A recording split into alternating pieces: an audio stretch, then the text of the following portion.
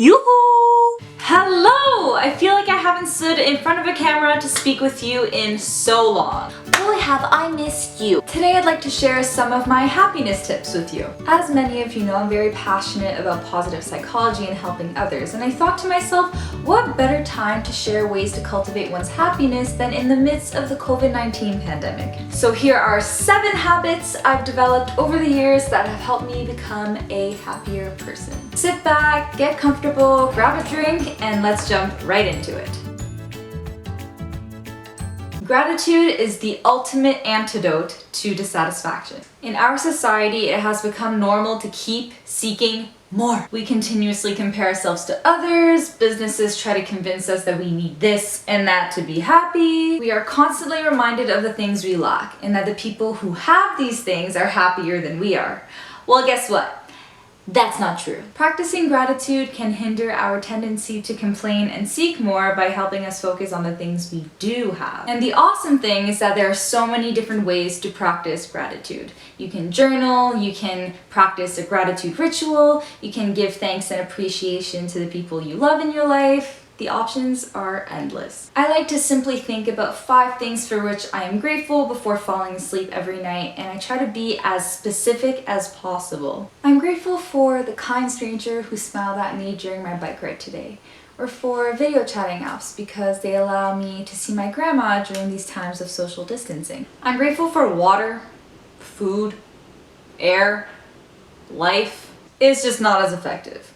The more specific you are during your gratitude practice, the more likely you are to find new things to be grateful for every day. So get into the habit of turning toward the positive in your life and you will see your happiness grow.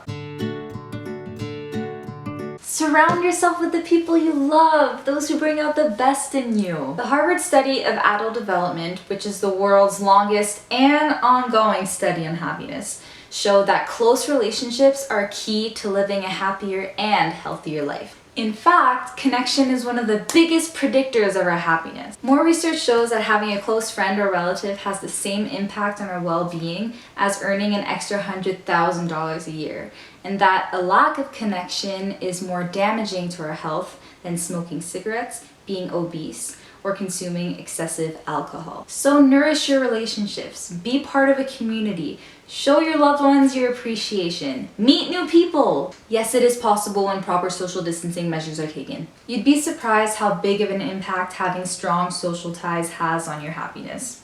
After all, you know what they say, all you need is love. Socializing also inevitably has its drawbacks.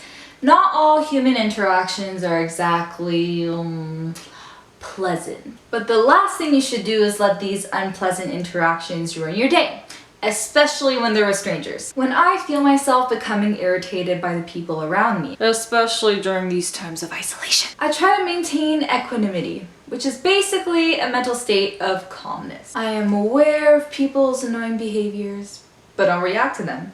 Kind of like mindfulness. Let me give you an example. You're trying to read and this obnoxious person is having what seems to be the most important conversation of their lives on their phone. And then she was like, oh my god. And then I was like, whatever. And then she was like, talk to the hand. And I was like, oh no, you didn't. Try not to do this. And do this instead. I know, easier said than done. But see how much more efficient it is to not react? You're conserving so much of your precious energy for things that truly matter to you, such as your hobbies, your social time, your job, your family. Speaking of family, here are 2 other techniques you can use when you have unpleasant interactions with people you are close with. The first one is called wabi-sabi, the Japanese philosophy of embracing imperfections, accepting things the way they are, and knowing that everything in life is impermanent. Next time you're trying to wind down after a stressful day and your boisterous family members keep disrupting you,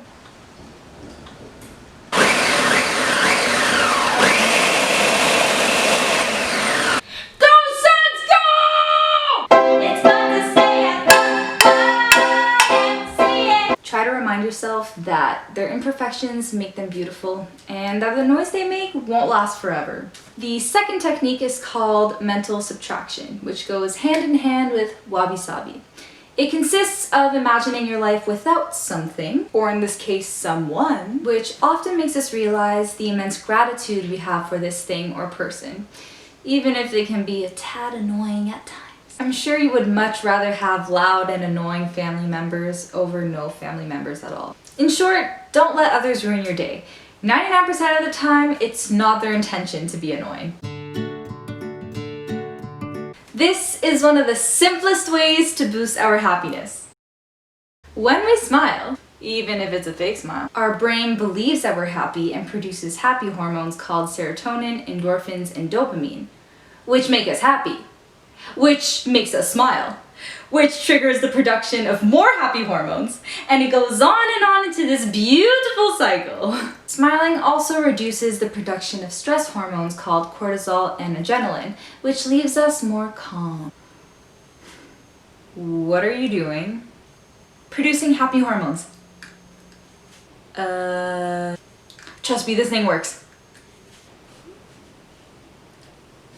Another cool thing about smiling is that it's contagious. When someone smiles at you, it's hard not to smile back.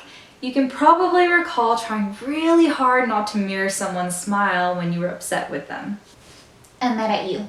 Oh, come on, sweetie, there's no need to be upset. I think I see a little smile. So, smiling not only fosters our own well-being, but that of the people in our environment. Be compassionate with yourself. I cannot stress this one enough. I personally didn't realize how poorly I treated myself until an outsider pointed out how hard I was being on myself. And as soon as I gained awareness of my negative self-talk patterns and their impact on my mood, I was motivated to make a change. In order to master the art of self-compassion, it's important to understand its 3 core elements. Mindfulness, which is being aware of our suffering in this case. Common humanity, which consists of recognizing that we are not alone in our suffering.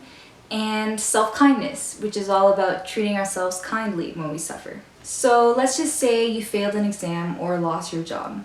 Start by being aware of how you feel in that moment, without suppressing or exaggerating your emotions. Then remind yourself that everyone fails. And lastly, offer yourself kindness for what you're going through. Treat yourself as you would a good friend. Try this exercise next time you go through a mishap, and you will see how amazing it feels to be your own best friend. Another easy way to be happy is to get those endorphins flowing. I know what you're thinking. But Sarah, I don't like running 10Ks and lifting weights and doing HIIT classes. And to that I answer, exercise doesn't need to be intense to make you happy. In fact, the degree to which an exercise is enjoyable determines its effectiveness in boosting your mood. Therefore, it is crucial that you engage in a physical activity that you actually enjoy doing. Fun fact, it would seem that dancing releases more endorphins than any other exercise. So put on your favorite song, dance like no one's watching, and you'll see what I'm talking about. Oh, and sing while you're at it to get an even bigger happiness boost. Billie Jean's not my lover.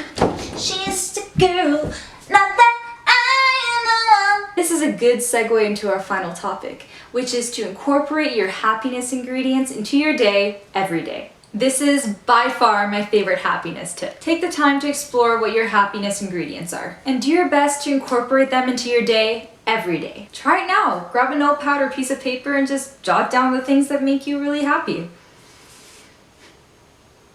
Go on. I can be here all day. Done!